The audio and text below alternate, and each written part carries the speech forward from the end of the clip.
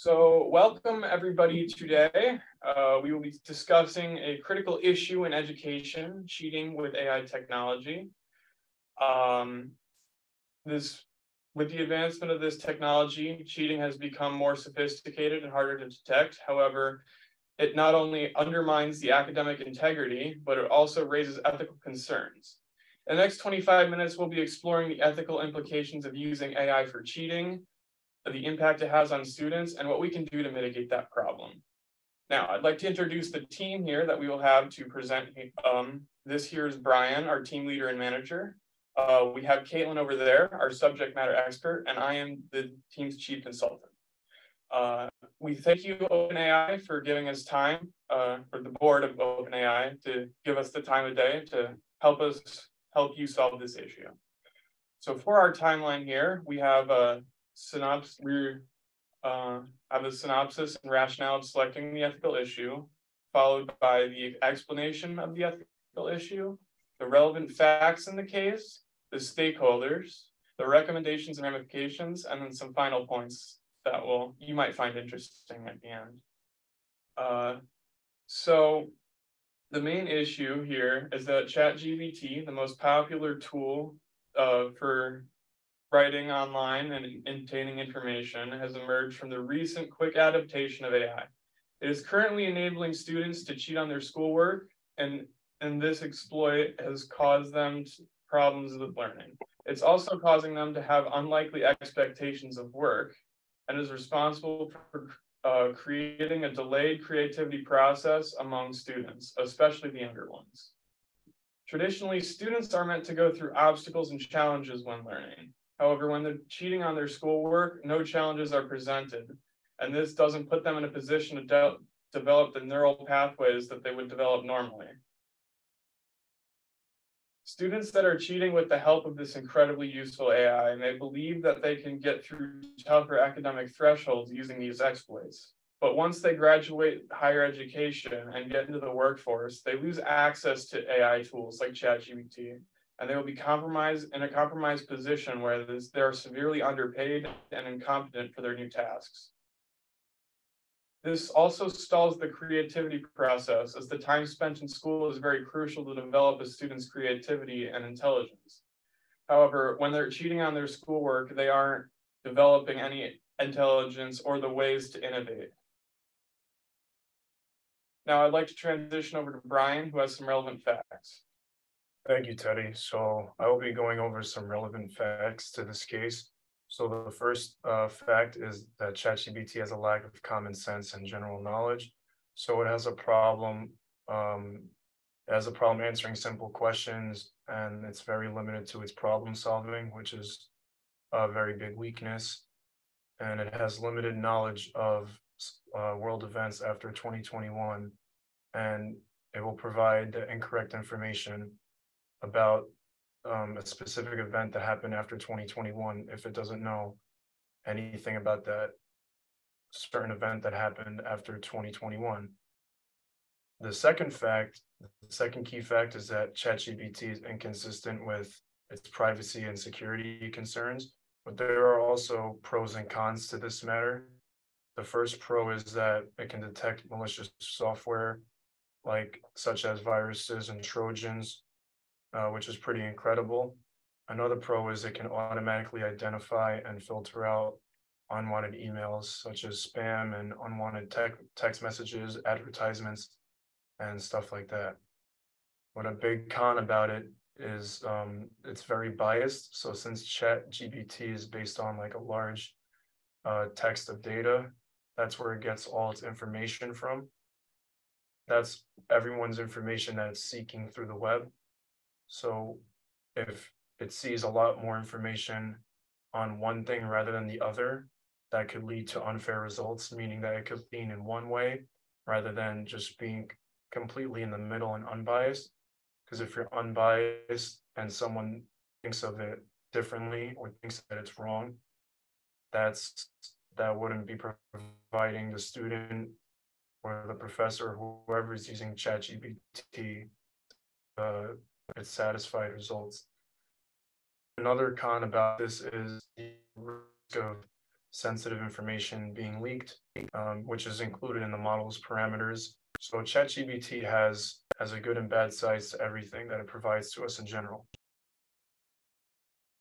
So moving on to some more relevant facts, I was saying before about how it has trouble keeping up with events, world events that happened after 2021. Some examples of that will be the Silicon Valley bank crash. So the Silicon Valley Bank is located in Santa Clara, California, and the bank crashed because, well, it shut down because its investments decreased and significantly in value, and depositors withdrew a lot of money from the bank, which ultimately led to the bank crashing. So ChatGPT would provide incorrect information about the bank crash. It probably wouldn't even know that the bank even crashed since it happened only 2 months ago. It would probably provide general information about the bank in general. Moving on from looking at it from an international perspective, we have the war currently going on in Russia and Ukraine. Even though this issue is pretty commonly known and still happening as we speak, ChatGPT would not be able to provide information about it.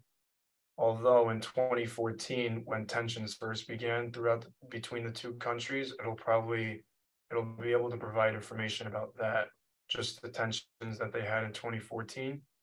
And if you try and get information about the war itself and like what's happening right now, ChatGPT wouldn't be able to provide any information for that.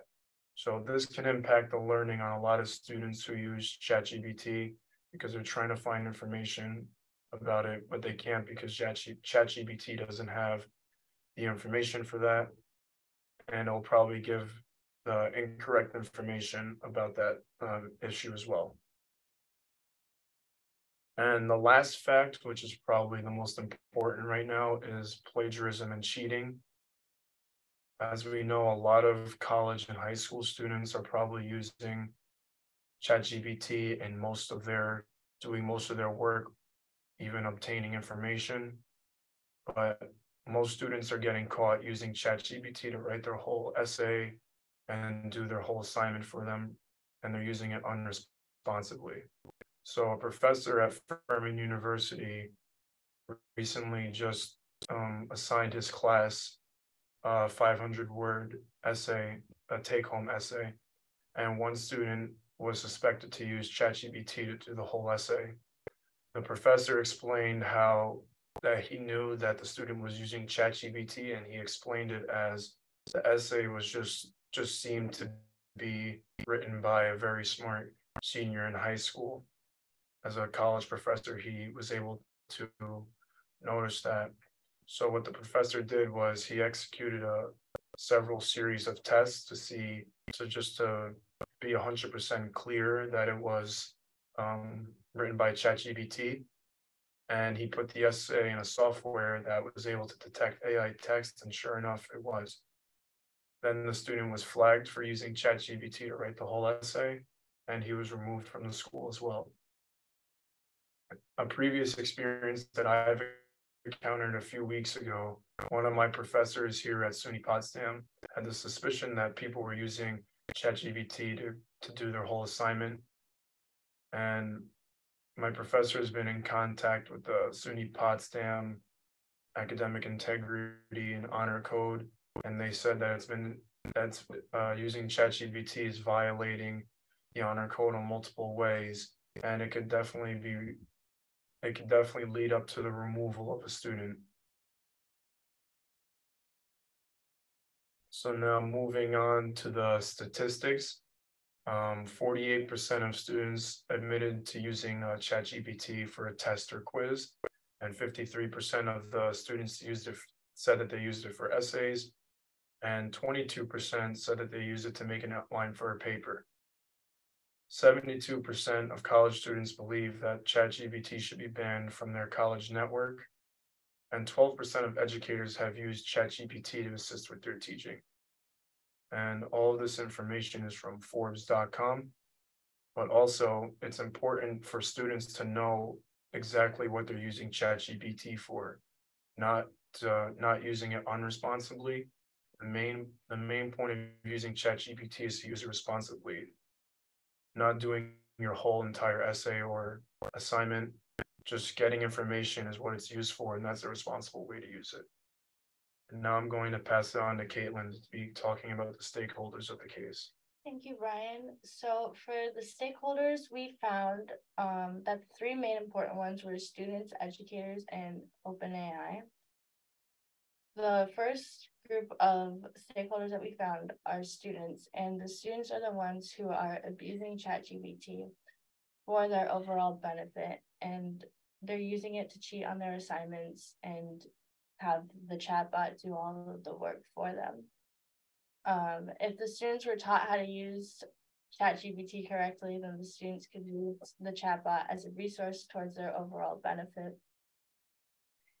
The second group of stakeholders that we found are educators. Educators are the ones who have to put up with their students using the chatbot to cheat. And on top of that, they have to be able to decipher whether or not a student's work is their own or if it was written by a chatbot like ChatGPT. They have third-party resources like GPT-0, and OpenAI even came out with a version of their own classifier. However, they are very inaccurate because the scale ranges from very likely written by AI or very unlikely, which isn't really accurate and reliable to the educators. Educators also have a benefit. If they were taught how to use it, they could use it for certain things like their lesson plans, writing emails to coworkers and to students and even parents, recommending books and prompts for their students, and so much more. The third group of stakeholders that we found is OpenAI. They are the ones who created the problem when they released ChatGPT. However, it was not an intentional problem that they meant to create, but they definitely could have seen it coming if they saw how tech savvy the younger generation is.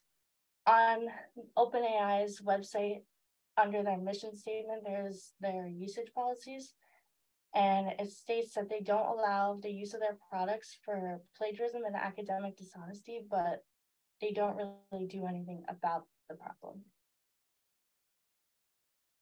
And now I will also be talking about the midpoint summary. To go over what we have covered so far, AI has been a concept that has been around for decades. However, since the release of ChatGPT, there's been a jumpstart of AI technology that has been used in people's day-to-day lives. The main issue of this is that people are using technology like ChatGPT unethically rather than using it as a resource to help them. With technology like ChatGPT, there are many positives and negative impacts. However, there are more negatives than there is positives. And ChatGPT can be used for many purposes. One of the main purposes it is used for currently is with students using it to cheat on their assignments, which raises the problem of plagiarism. Another negative is that it has limited knowledge that only goes to 2021 and can even give unreliable responses. The current stakeholders involved are the students, educators, and OpenAI. If students and educators were taught how to use the technology properly, then this could benefit OpenAI in the future. And now I will give it to Teddy to talk about the solutions. Alrighty, so when doing research on this topic, we found a couple of possible solutions that could mitigate this problem. The first is the concept of a digital watermark. Now, how this would work is any text that would be generated by ChatGPT would be embedded with a code behind it that would be invisible in terms of access from the front end, but in the back end, there would be a code that would identify any text that comes from any ChatGPT generated text. So essentially, if you were to copy and paste something directly from ChatGPT onto, say, a Word document or a Google document, it would be easily traceable back to ChatGPT when put through any plagiarism checker. For our second possible solution we have is a collaboration with Turnitin, where any text that ChatGPT creates would then be sent to a database, and this database would then be sent to Turnitin, who could then compare any ChatGPT generated text to any essays that would be submitted by students, and it would give a comprehensive percentage on how likely and how much of the essay was plagiarized. For our third possible solution, we have an email verification system similar to Chegg University. So how this one would work is you set up whenever anybody creates a ChatGPT account, they have to put in their email, and that's how they prevent bot spamming. But by also taking this email and checking it against any schools, we could send out a newsletter to any school email that's used to the school. So schools would be notified when their students are using ChatGPT. Ultimately, we believe the Turnitin checker to be the most solid solution and would recommend this one over the other two. The reasons for this is, one, it would be very easy to implement, as it would only require the use of a database as well as some simple code changes. For our second reason, it would greatly improve the public image of ChatGPT. Currently, ChatGPT's image has been suffering greatly in the education sphere as it is being viewed as a tool to cheat, but ChatGPT has great potential to be used as a great way to get information in a more understandable way. So by eliminating the possibility of plagiarism, ChatGPT could be used much more frequently and could be promoted by schools instead of being banned. And the third ramification is this provides an opportunity for a new revenue stream. As Turnitin, we could charge Turnitin some kind of fee for access to the database, and the data that we would be providing them would increase their servers greatly. So they would probably happily pay for any data we would provide them. So to sum it all up, the ethical concerns for plagiarism that ChatGPT has created could easily be solved if our company would, or if your company would just put a little bit more effort into identifying and dealing with the plagiarism that we currently deal with today. It would greatly improve your reputation, which you could really use right now, and would help take a little bit more stress off of your revenue streams. And one more thing, the entire first part of the script that I presented to you was generated entirely by ChatGPT, just to show you how easy it is for students to cheat using this and how hard it is to identify the AI generated text compared to normally generated text. That's all we've got for you, and thank you for your time.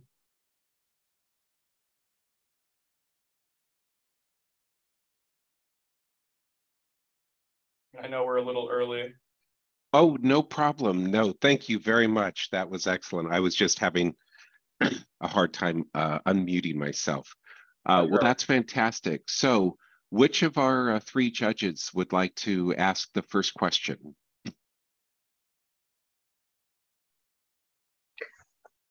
This is Tara speaking. I'll go ahead and ask. Please proceed. Just curious. So why should we care about this? From our position, and why should we invest our resources and money into doing this? Like, why should we care so much? It's not really our problem.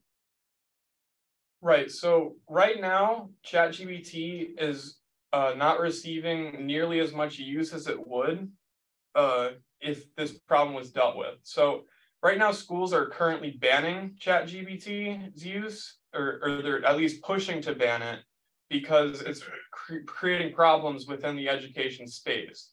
However, if we could prevent the plagiarism issue, ChatGPT could much easily be advertised as a tool for learning rather than a method of plagiarism. Does that answer your question? Yes, thank you.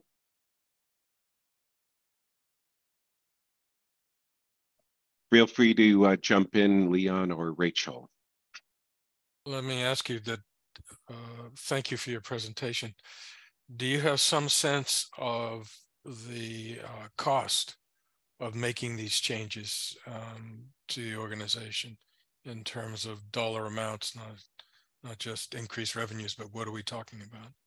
All right, so currently, at least for the Turnitin solution, to create said database and run it, it would cost about anywhere from $5,000 a month to $25,000 a month, depending on how heavy the site is used.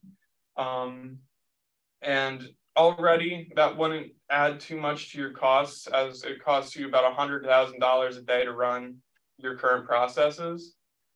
The amount of man hours would be quite minimal, and we could charge Turnitin a large sum of money for monthly use of the database, ranging somewhere from $50,000 to $100,000 a month.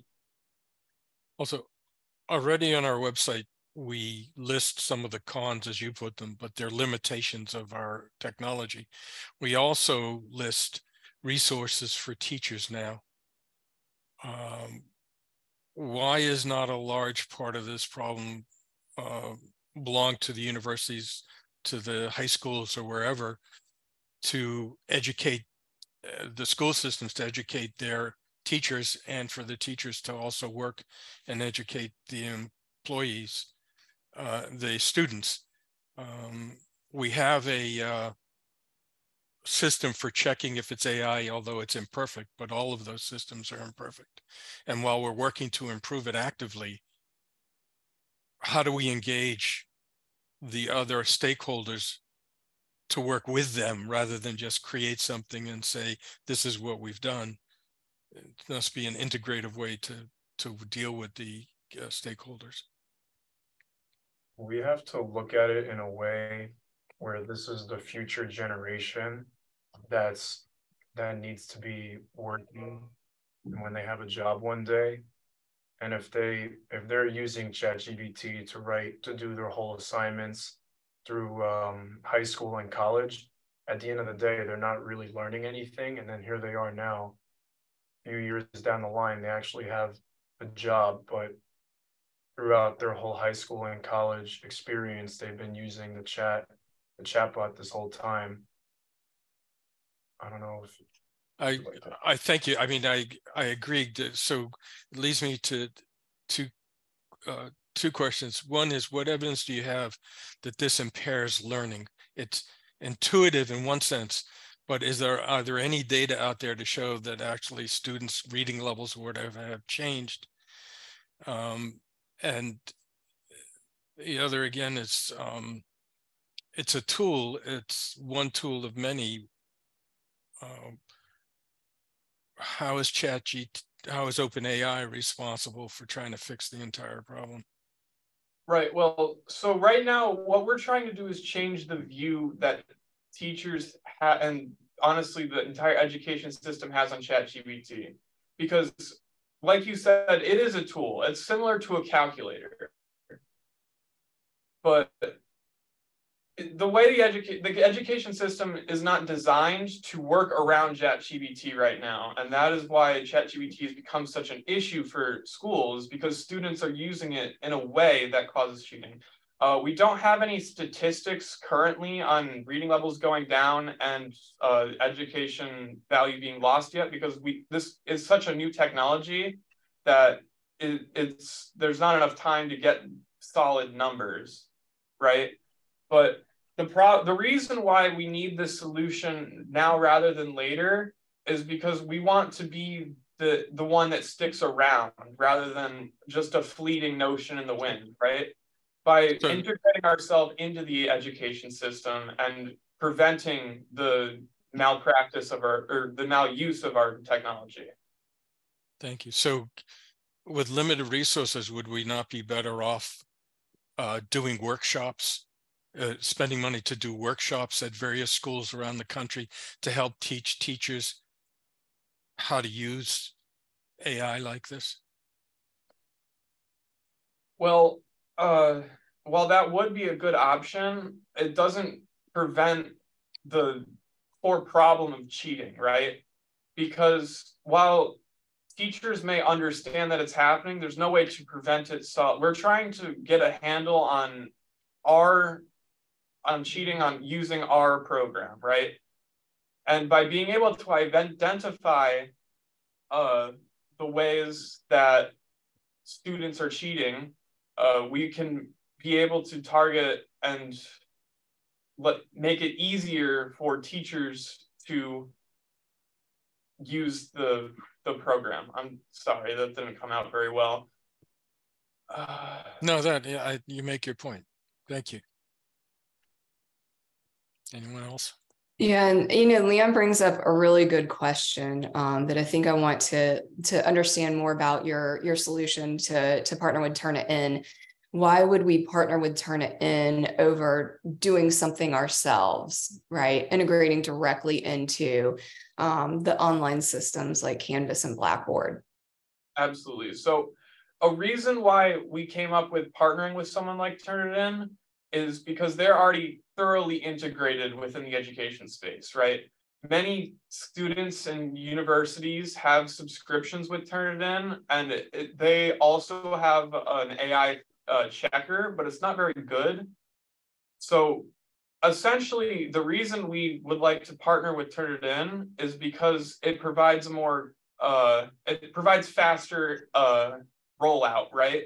So people would have it easier. Okay, and continuing along that line, this idea of partnering with Turnitin, the solution that you propose, how does it actually address, like, let's start talking about the ethical issues here. How does it address original authorship? Right. So the reason why this whole thing is an issue is because people are copying and pasting ideas like they're just copy and pasting the essay. Like, the whole point of ChatGPT is it was supposed to provide information in a way that would be easy to understand, so people could use it better in their own creative writing. However, because it's so human-like in the way it gives out its answers, it's very hard to differentiate whether or not these ideas were implemented in someone else's train of thought or if it was just the thoughts of ChatGPT. So, yeah, and I imagine that faculty members are the ones who are responsible for kind of validating whether or not students are submitting reasonable works, right, with adequate references and things like that. So what I think I'm trying to ask is, like, this idea of, sure, it might give universities the ability to have another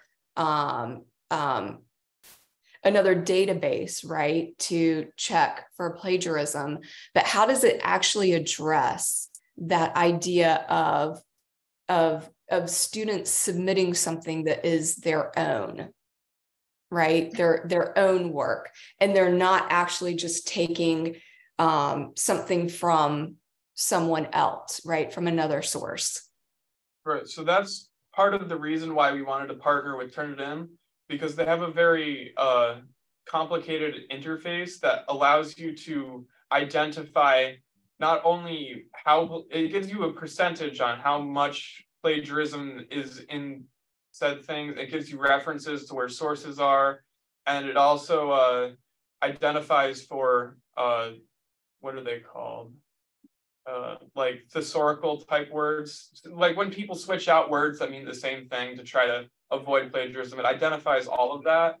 And that way it can identify what comes from where and where students could have their own ideas or how they connect said ideas, rather than just saying, yep, this is an exact copy, and nope, this isn't an exact copy, right? Okay, and so whose responsibility will it be to decide whether or not something's accepted. Because if we enter in to some kind of partnership with Turnitin, and Turnitin is saying, all right, well, we've validated this, does that absolve us from responsibility? I believe so, yes. Okay, all right. And then I'll hit on one of the other issues that you brought up. You brought up that idea of lag, right? The idea that ChatGPT hasn't yet, and this kind of goes back to what Leon was saying about, there are definitely like some technical things here, but that ChatGPT isn't going to provide the most accurate, right, information about what's happening currently, right? And in the accuracy of projecting, right, of making projections is to be determined. How does the solution address that? Right. So essentially, our whole ChatGPT as a program is not designed for current information because it uses information that has been posted in the past and then it's been verified over and over again from many different databases. If there's not a database for it to draw from, it won't be able to answer your question. So essentially, ChatGPT is not it doesn't have much use for current events because it doesn't have the database to back up the information it would need to put it down. So essentially, it wouldn't be able to be used for current events. And it would just provide incorrect information as well. Yeah, and so is that something that we need to consider when we're thinking about the solution with Turnitin, right? This idea that there are going to be, I imagine that faculty are coming up with their own ways of addressing students' use of ChatGPT in the classroom and for assignments, and perhaps one of them is to make assignments more forward-looking, right, as opposed to writing about things that have happened in the past. And so does that have any ramification, right? Any kind of impact on the solution itself? Right.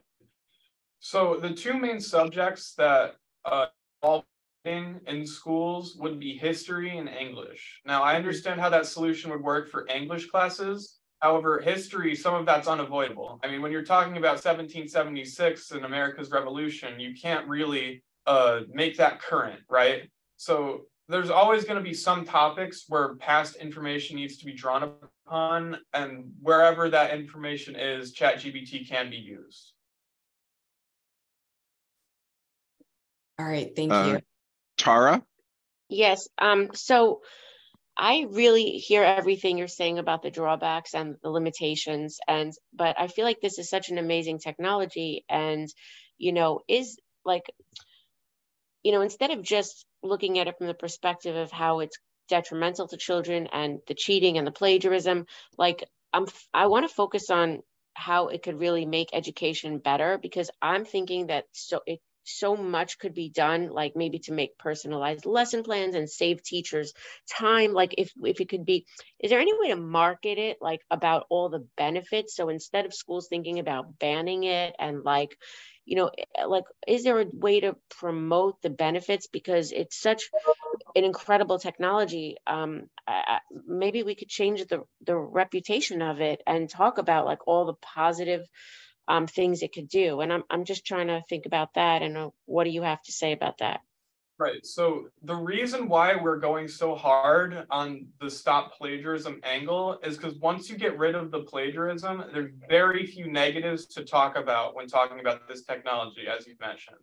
So if we could just eliminate the threat that plagiarism looms over this whole topic, then all the positives will be much easier to advertise, right? Because right now, the plagiarism really is tying down this whole issue, and we're not going to be able to get away from it unless we can identify it. Right. Okay. Okay, that makes sense. I can add more. I can clarify some more if you still don't understand. or if you need Yeah, more please do, clarification. please do. So it depends how the student or professor uses it.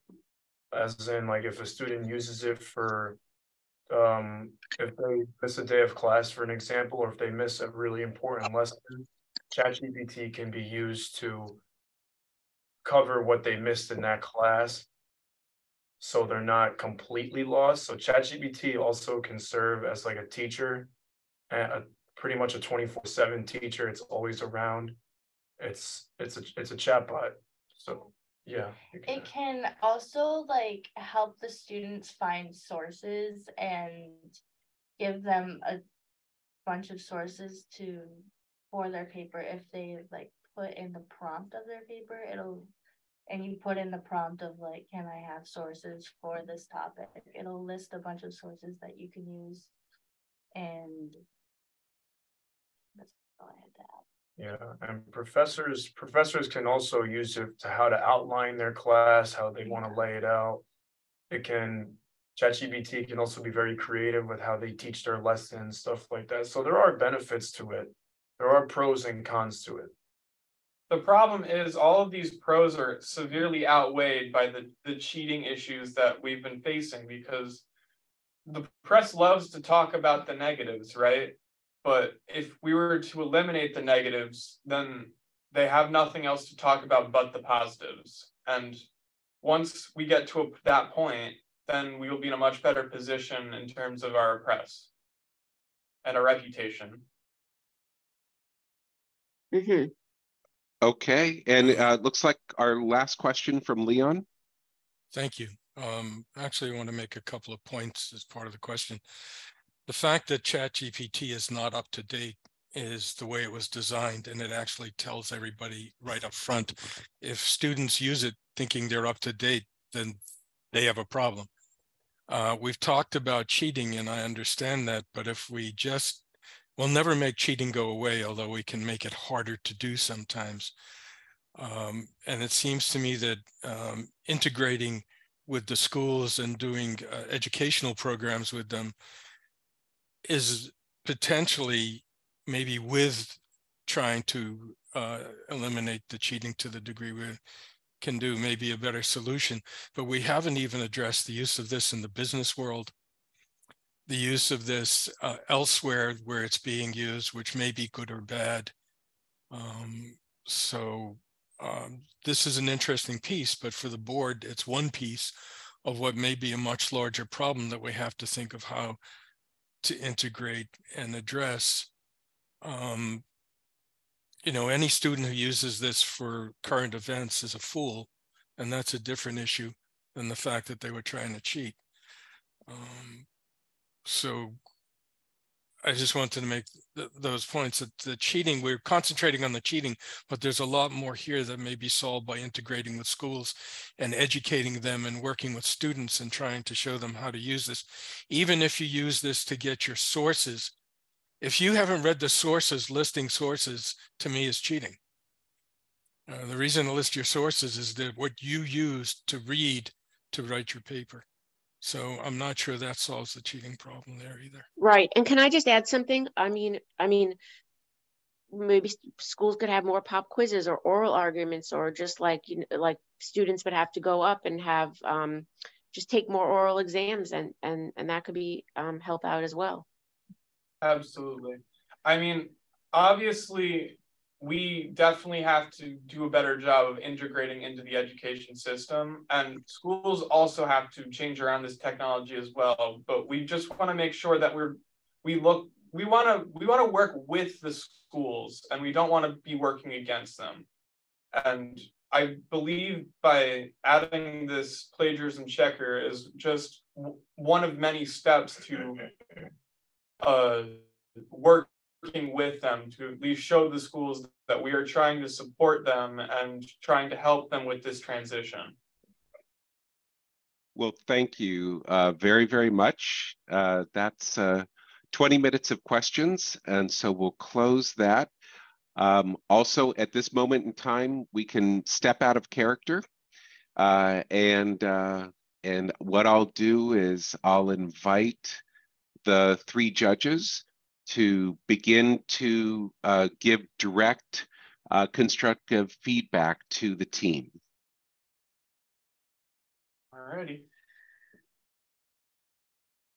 I'm happy to go. Or Yeah, Rachel. go for it, Leon. Okay, sure. First of all, congratulations on a very nicely done presentation. Thank you. You bit off an enormous challenge. I mean, this is like a hydra with many heads. Oh yeah, it is. And I congratulate you for trying.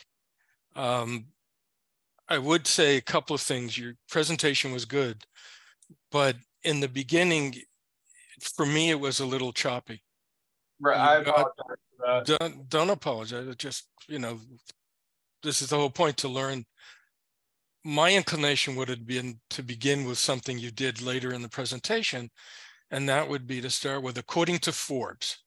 Because the question for me as a board member is, you're telling me students aren't learning, and I'm saying, why? You just think so? Do you have data? And then later you got to your data. So starting with according to Forbes, 74%, blah, blah, blah, blah. Oh, Then this is the problem you people face, and it's an image problem as well. And you have done some things, as you pointed out, but it may not be enough, and schools are beginning to ban you. That's not good for you. Absolutely. And then go into your presentation of what you think should be done. And that just, to me, would made it smoother for me listening, trying to figure out where you're coming from. Oh yeah. But the other thing is a more simple thing. And I know we do it all the time, and it's very hard to stop from doing it sometimes, but after you make a point, try not to say right. Make your point and move on. Okay. It's like people say, it's not necessary. And as a presenter, when you're presenting and trying to make an argument to a group or to a board, it's better to make your statements.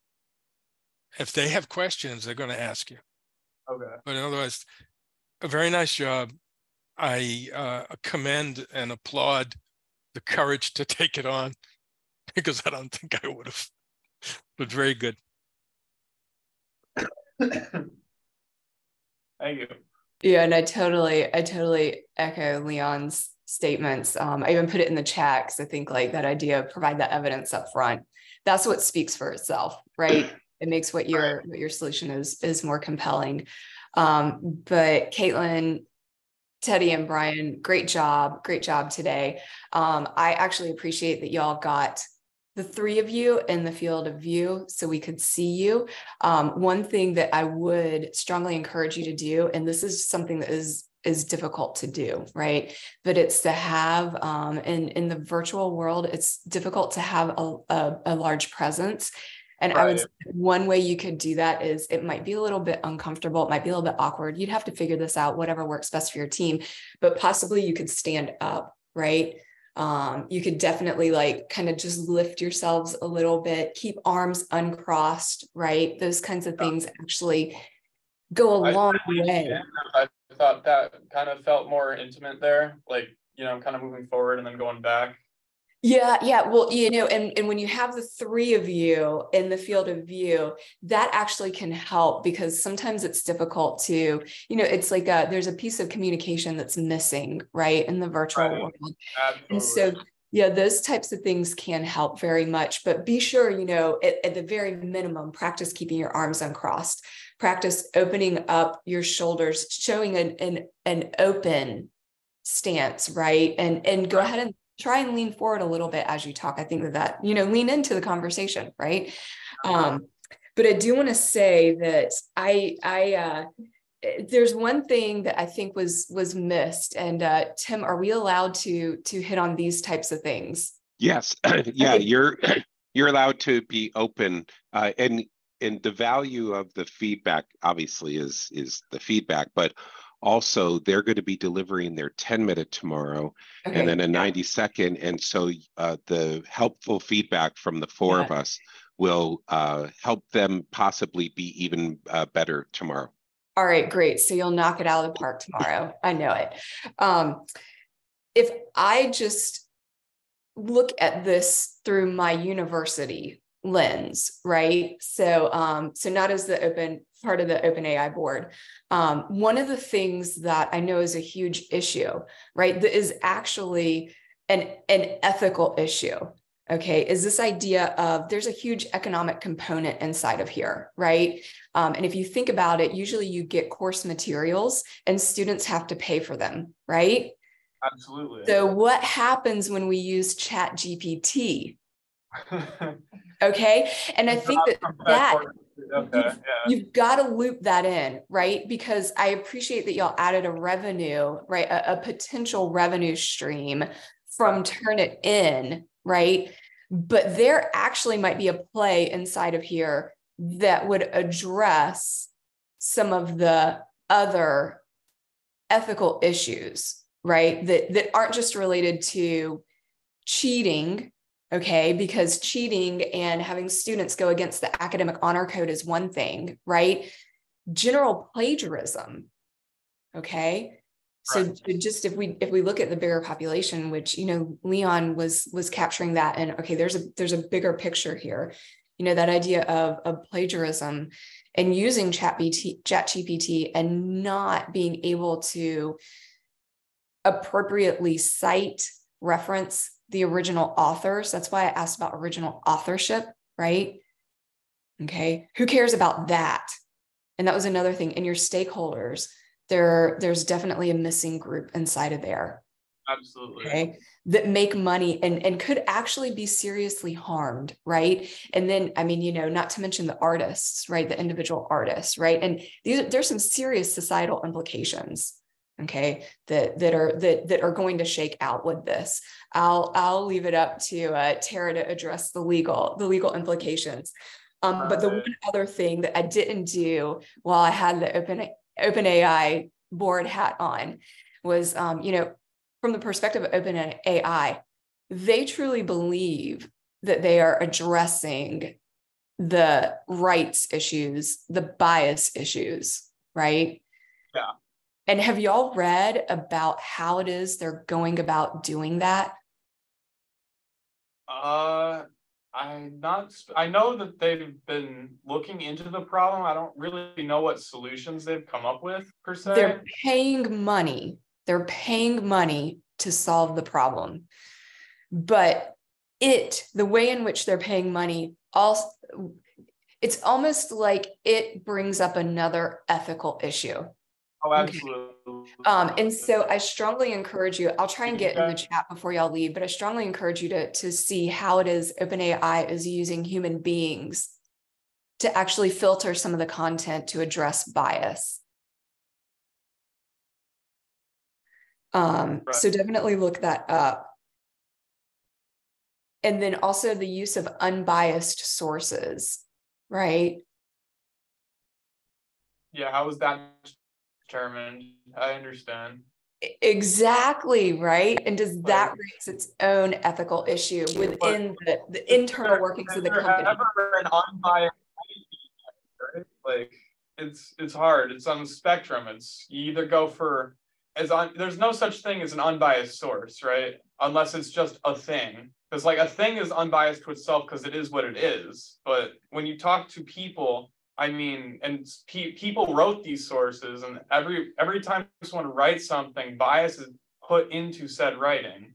Yeah. So yeah. It's possible to avoid bias. And right, exactly. Or how do you do it, right? Because I think people, we are going to think as human beings that we can avoid it, right? Like literally, this has been our human history. Avoid bias because we're biased creatures, right? That's right. Biased, so absolutely, and it has serious implications to non-ethical issues, right? Business issues, right? Organizational financial issues, culture issues, right? Culture issues within the organization. So just a couple of things to think about. But again, thank you. And I think that I've provided a lot of feedback. And I'm sorry, Tara, hopefully I didn't impose too much on your time.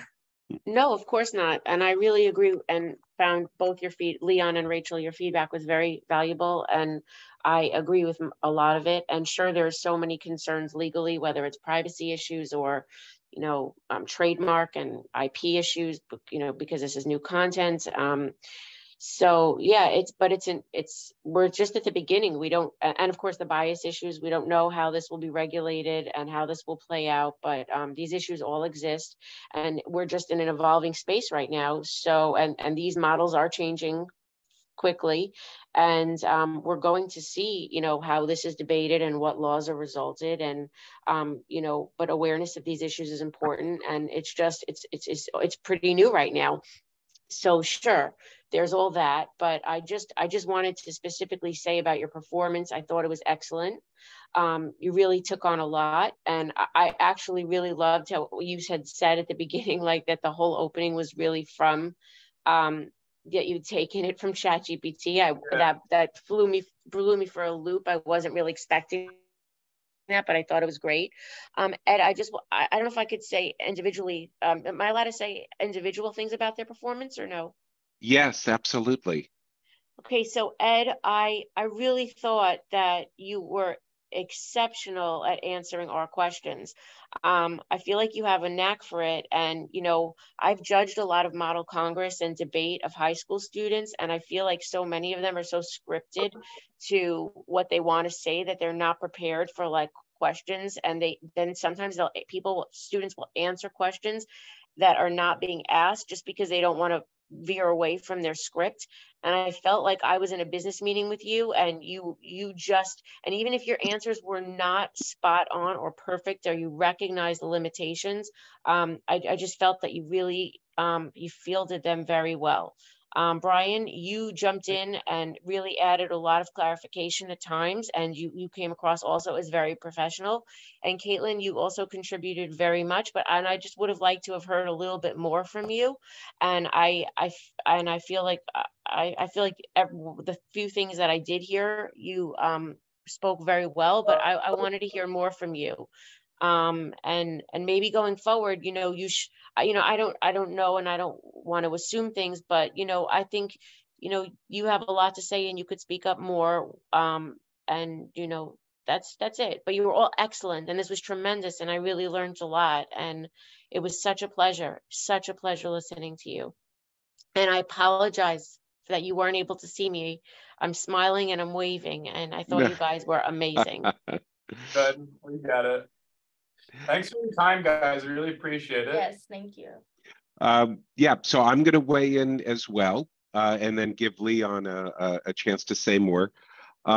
So let me confirm, now that Tara, in a good way, got us started with some individual feedback. So is Mamadou and Teddy the same person? Yeah, so initially we had a fourth member who couldn't come today. He was supposed to do the front part of the AI part of the script, and then also deliver the ending, and well, he didn't show up, so it was just us three, and I had to read that off of the script, but it's fine. But yeah, for our purposes, they are the same person. Yes. Okay, well, I must say you handled that type of a crisis very well, because other than with the punches, baby, keep them coming. Other than the name on the slide or whatever, I probably wouldn't have known. If this ever does happen to you in real life, where you're a team like the three of you, and you're delivering a really important presentation, and you want everything to go just right.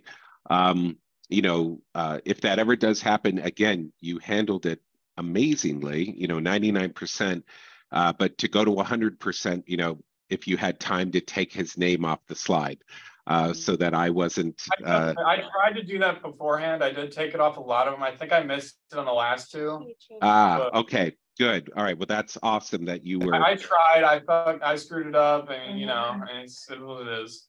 No, it's fine. It was exciting for me to think that Mamadou was in kind of a different side of Teddy.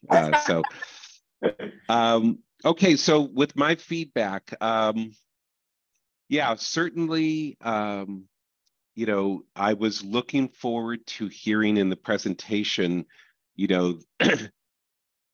information about, programmer influence. So the extent to which what ChatGPT delivers to us is affected by the programming and how the algorithm is designed to grab information and where from, and how to weight the information that comes in, and is there anything that OpenAI can do, over time to strengthen the extent to which our programmer influence doesn't create that bias.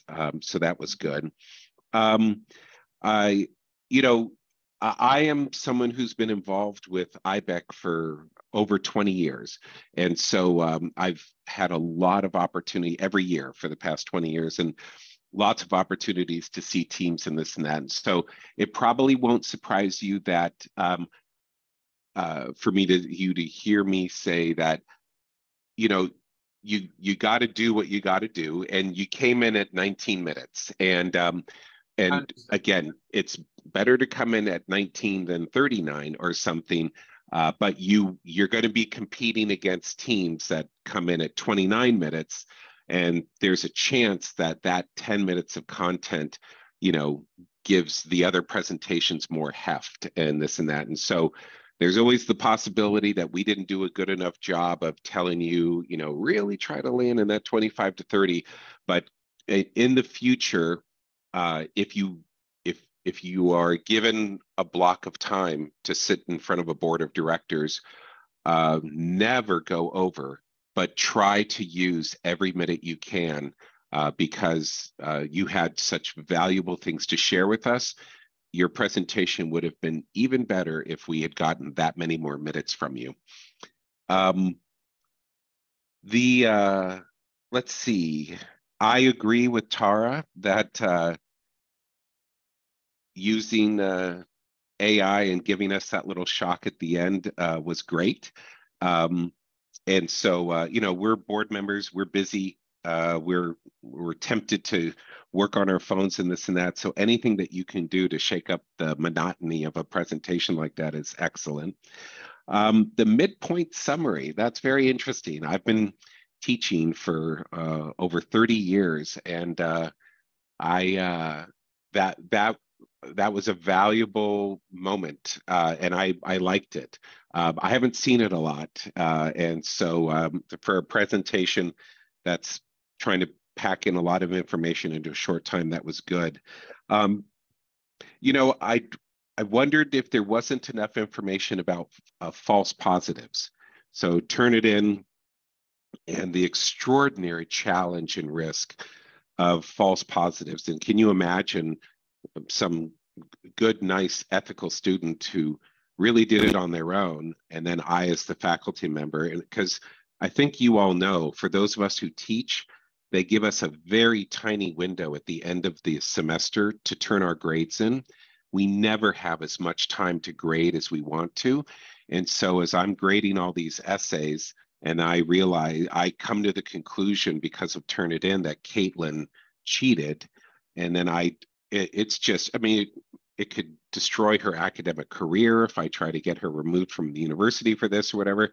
But the reality is that Turnitin sometimes has false positives. So, so on the whole, if you ever had the chance to do this again, and you did go from the 19 minutes to 29, I guess the design of this competition, is those three things, the ethical, which you did a great job on, the business/financial, which you addressed, and also the legal.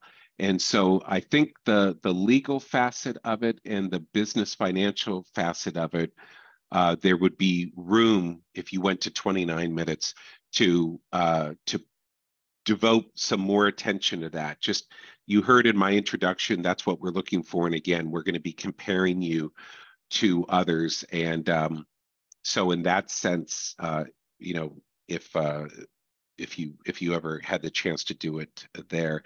And then I guess my last statement is, I also look for balance. And Caitlin seems to be such a nice person, and such a lovely voice. But I wrote down that we heard her for 4 minutes, but we had the pleasure of hearing from Brian for 7 and Teddy for 8.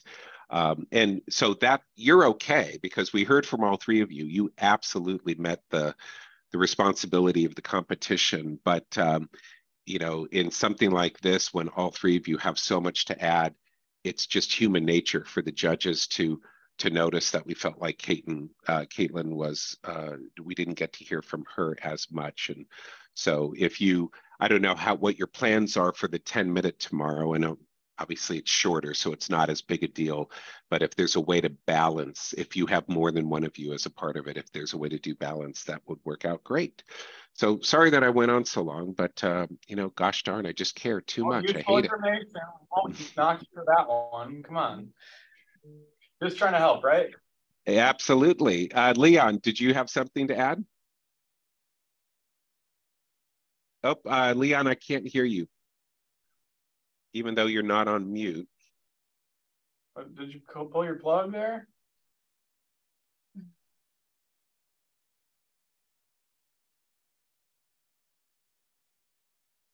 Huh.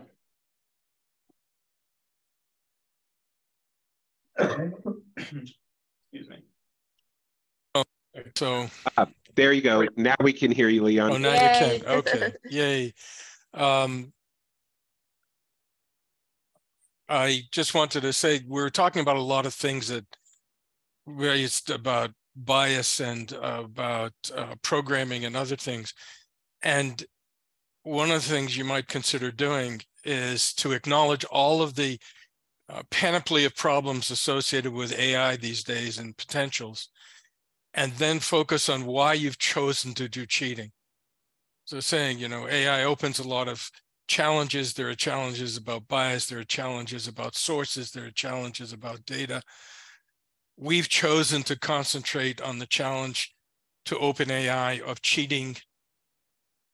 Here's the Forbes data. This is why we've chosen it. That closes down everybody else talking. They all have these questions and they're interesting to talk about, but now they're not going to look at you and say, why didn't you talk about it? Because you told them, we're not going to talk about it. We're concentrating on one small thing in this short period of time. That was our remit. Here we go. Yeah, that would have been a better approach. I'm not going to lie. Thank you for that. Well, that's why we're bringing it up now, because there's always tomorrow. No, And that came from a human being, by the way, not ChatGPT. Yeah. Yes, absolutely. Okay. Well, someone had to replace Mamadou, and it was ChatGPT. So, gotta do, right? Well, as I said, again, you handled. I don't know when you learned that Mamadou wasn't going to join you, but what's that? 6 a.m. this morning. Okay, so you handled it, very, very well. And for the rest of your lives, I encourage you always have a plan if something like that happens. Always, don't have to anticipate it, but always have a plan, if something like, so that you're ready to go. But again, did a great job. So we actually have up till 15 minutes before the hour, but we won't go all the way if we've got to a point. But are there any questions for the students or any remaining comments from any of the judges? I think I'm all set on my end. All right. Well, great job again. Thank you very much. Yeah, this was really great, and I learned a lot, and it was very valuable for me too. So thank you all. Yeah, sorry we couldn't give you a little bit more info, but we were a little pressed for time. So anyway, no problem at all. So yeah, this has worked out fabulously, and it's always sad when it doesn't. So again, I can't thank you all enough for being on time, so well prepared, for following the rules of staying in character. And so what I'll do is I'll ask SUNY to go ahead and leave, and then I'll have a few minutes to talk to the judges. But again, for the 3 of you, good luck tomorrow with the 10-minute and the 90-second. And congratulations on all your hard work resulting in something very positive. Before they leave, this is Tara, could I just say one more thing to them? Sure. Okay.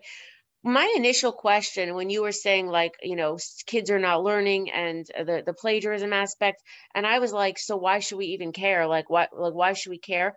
I just feel like if you're going into this tomorrow with a 10-minute presentation, I just feel like if you in your intro could make, could kind of address that in your opening, I think that would serve you well, because I was like, so why is it our problem? And I don't want other people to think that, and I don't know, maybe it was just me. So, but that I just wanted to add that for your benefit, because that was something I'm like, okay, let that be the school's problem, or let that be someone else's problem. So, maybe you just want to address that for, I'm just trying to say something that might help.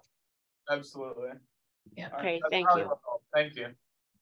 Okay, so go ahead and exit, team, and good luck tomorrow.